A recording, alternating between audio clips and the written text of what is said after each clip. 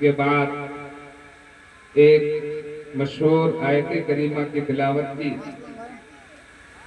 اس پر اس حوالے سے کچھ ہم عرض کریں، اس سے قبل ہم سب مل کر عقیدت و محبت کے ساتھ اپنے آقا نامدار مدینے کے تاجدار احمد مجتبی محمد مصطفیٰ صلی اللہ تعالی علیہ وآلہ وسلم کی بارگاہ اقدس میں درود و سلام کا نذرانہ عقیدت پیش کریں اور بآواز بلند پڑھیں، اللہم صلی علی سیدنا شفیعنا حبیبنا مولانا محمد بارک وسلم، صلو علیہ صلاۃ و سلاما علیک یا رسول اللہ صلی اللہ تعالی علیہ وآلہ وسلم۔ حضرات محترم، آج کی تقریب ہم لوگوں کو بخوبی معلوم ہے کہ یہ شادی کی تقریب ہے۔ اس میں ہم لوگ بیٹھے ہیں اور ثواب کی نیت سے بیٹھے ہیں۔ جس طرح سے ہم لوگ یہاں ثواب کی نیت سے بیٹھے ہیں، آج کی تقریب کی ثواب کی نیت سے رکھی گئی ہے، اور کل جو نکاح ہونے والا ہے وہ بھی ثواب کی ہی غرض سے ہے۔ اسلام کے اندر شادی کا جو تصور ہے وہ کسی اور مذہب میں آپ کو نہیں ملے گا۔ آپ کسی دنیا کی کتابوں میں ڈھونڈ لیں، لیکن شادی کا طریقے کو نہیں بتلایا گیا۔ لیکن ہمارے مذہب کے اندر یہ جو ہمارے پیغمبر ہیں، جنہیں ہم آخری پیغمبر جناب محمد رسول اللہ کہتے ہیں، انہوں نے شادی کر کے بتلایا، خود شادی کی، خود نکاح اپنا کیا، اپنی بیٹیوں کا نکاح کیا، اور ہمیں بتلایا کہ اس انداز میں اگر تم نکاح کرو گے تو تمہیں اجر و ثواب ملے گا۔ جس طرح سے آقا کریم صلی اللہ علیہ وسلم نے ہمیں یہ بتلایا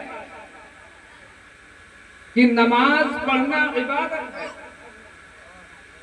روزہ رکھنا عبادت ہے،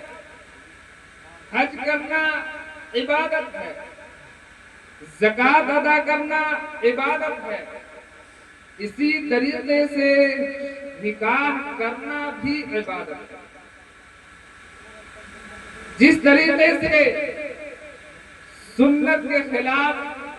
ہم نماز ادا کرتے ہیں، نماز ہو جاتی ہے، سنت کے خلاف ہم حج اور عمرہ ادا کرتے ہیں، لیکن حج اور عمرہ ادا ہو جاتا ہے، لیکن اگر سنت کے خلاف ہم نماز ادا کرتے ہیں تو نماز کی نورانیت ختم ہو جایا کرتی ہے۔ اسی طریقے سے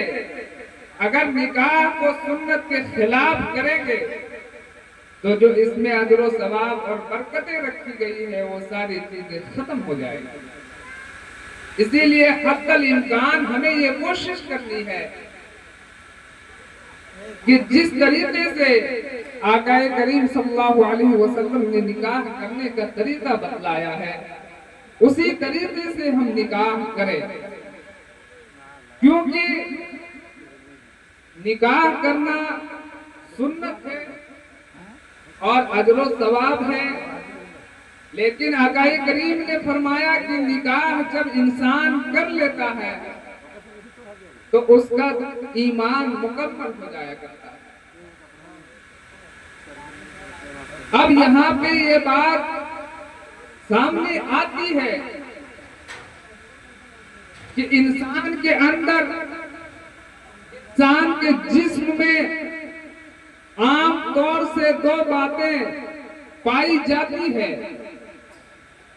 جو دین کے اندر فتنہ و فساد کی سبب بنتی ہے۔ آدمی کے جسم کے اندر دو چیزیں ایسی ہیں جو دین کے اندر فتنہ و فساد کے سبب بنتی ہے۔ ایک ہے شرمگاہ اور دوسری چیز ہے پیٹ۔ جب آدمی نکاح کر لیتا ہے تو اپنے شرمگاہ کی حفاظت کر لیتا ہے، اس میں نصف دین وہ حفاظت کر لیتا ہے، لیکن جب پیٹ کی باری آتی ہے تو اپنے پیٹ بھرنے کے لیے، اپنے اہل و عیال کے پیٹ پالنے کے لیے حلال و حرام کے درمیان تمیز نہیں کرتا۔ اگر کوئی شخص نکاح نہیں کرتا، پرہیزگاری کے ساتھ زندگی گزار رہا ہے، اچھی طریقے سے اچھی کمائی کرتا ہے، اپنا پیٹ پالتا ہے اور اپنے نگاہ کی حفاظت نہیں کرتا تو اپنے ایمان کو نہیں بچا پاتا۔ اس لیے یہ دونوں چیزیں ضروری ہے کہ جب ہم حلال کمائی کھاتے ہیں، اپنے پیٹ پالنے کے لیے کسب حلال ہم کرتے ہیں، تو اپنے ایمان کو بچانے کے لیے ہمیں نکاح بھی کرنا چاہیے تاکہ جو ہمارا نصف ایمان ہے وہ بھی مکمل ہو جائے۔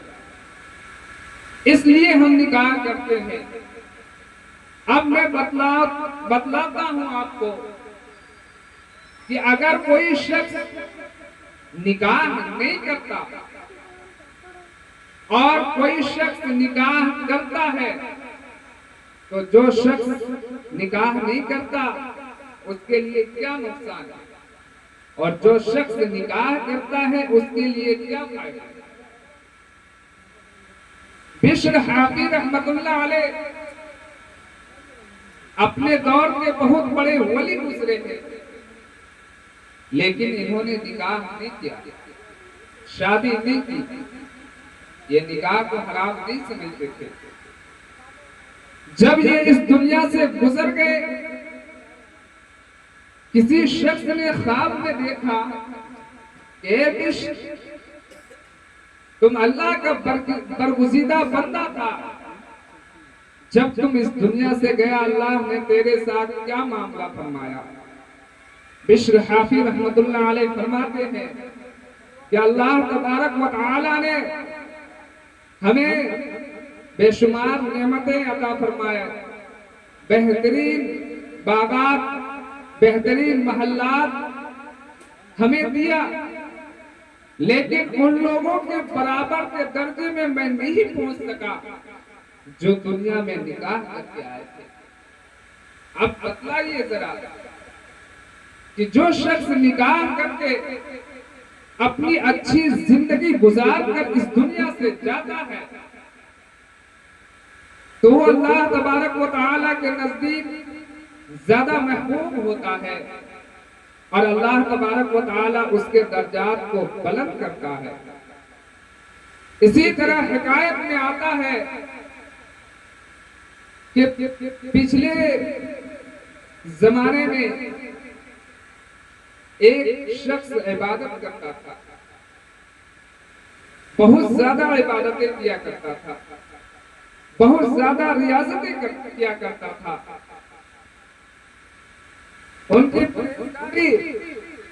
ان کے زمانے کے لوگوں میں مشہور ہو گیا، ان کے زمانے کے نبی تک یہ بات پہنچی تو ان کے زمانے کے نبی نے کہا کہ وہ بہت زیادہ عبادت کرتا ہے، اگر وہ شخص اگر ایک کام کر لیتا تو اپنے زمانے میں ولیوں کا تاجدار بن جاتا۔ لیکن جب یہ بات اس بزرگ کے پاس پہنچی تو یہ بات سامنے آئے کہ انہوں نے نکاح نہیں کیا، یہ شخص غمگین ہوئے، رنجیدہ ہوئے، اپنے زمانے کے نبی کے پاس پہنچتے ہیں اور عرض کرتے ہیں کہ ہم نے نکاح کو حرام نہیں سمجھا، بلکہ میں عاجز ہوں، میں نکاح نہیں کر سکتا، کیونکہ ہمارا خرچ دوسرے لوگ اٹھاتے ہیں، اگر میں نکاح کر لوں تو ہمارے بال بچے، ہماری بیوی کا خرچ کون اٹھائے گا؟ اب اس زمانے کے نبی ہیں، وہ کہتے ہیں کہ اس کے لیے تم ٹینشن نہ لو، کوئی بات نہیں ہے، میں تمہارا نکاح کر دیتا ہوں، انتظام کر دیتا ہوں۔ اس زمانے کے نبی اپنی بیٹی کا نکاح اس عابد سے کر دیتے، وہ یہ نہیں سوچتے کہ ہم ایک فقیر درویش آدمی سے اپنی بیٹی کا نکاح کرتے ہیں، ہماری بیٹی کل کو کیا کھائے گی، کس جگہ رہے گی، انہیں یہ نہیں دیکھنا تھا کہ ہم اپنی بیٹی کا نکاح دیندار عبادت گزار آدمی کے ساتھ کیے دیتے ہیں۔ اس زمانے کے نبی نے اپنی بیٹی کا نکاح کر دیا اور وہ اس زمانے کے ولیوں کے تاجدار بن گئے۔ آج ہمارے زمانے میں دیکھیں کہ ہم کس طریقے سے اپنے گھر کے لیے ہم رشتہ دیکھنے جاتے ہیں، اپنے بہن کے لیے رشتہ دیکھنے جاتے ہیں، اپنے بیٹی کے لیے ہم رشتہ دیکھنے جاتے ہیں تو اس کی پراپرٹی، اس کی جائیداد کو دیکھتے ہیں، ہم یہ نہیں دیکھتے کہ لڑکا پڑھا لکھا ہے یا نہیں، اسے دینی تعلیم ہے یا نہیں، وہ اسلام کے بارے جانتا ہے یا نہیں، وہ نماز پڑھنے کا ڈھنگ اسے آتا ہے یا نہیں، ان ساری چیزوں کو ہم نہیں دیکھتے۔ ہمیں دیکھنا ہے اس بات کو کہ اس کے باپ کے پاس کتنی جائیداد ہے، اس کا بیک گراؤنڈ کس طریقے سے آتا ہے، ان ساری چیزوں کو دیکھتے ہیں۔ حتی الامکان ہمیں یہ کوشش کرنی چاہیے کہ وہ عقائد کے بارے میں جانتا ہے یا نہیں، ان چیزوں کو ہمیں دیکھنا چاہیے۔ وہ نماز کے طریقے کو جانتا ہے یا کہ نہیں، وہ فرائض کو نہیں جانتا تو وہ ساری چیزیں یہاں پہ دنیا میں حاصل کر لے، لیکن وہ قیامت کے دن کامیاب نہیں ہو سکتا۔ ہمیں حتی الامکان یہ کوشش کرنی چاہیے کہ جب ہم اپنے ماں بہن کے لیے، اپنی بیٹی کے لیے، اپنی بہن کے لیے رشتہ دیکھنے جائے تو بچے کو، دولہے کو اس کے لیے دیندار دولہا ڈھونڈے جو دنیا میں بھی کامیاب ہو اور آخرت میں بھی کامیاب ہو۔ آپ تمامی حضرات سے گزارش ہے کہ میری ان کہی ہوئی باتوں کو سننے سے زیادہ عمل کرنے کی توفیق عطا فرمائے۔ رب تبارک و تعالیٰ سے دعا ہے کہ اگر کہنے اور سننے میں کچھ غلطی ہوئی ہو تو اللہ معاف فرمائے۔ استغفر اللہ ربی من کل ذنب واتوب الیہ وما علینا الا البلاغ۔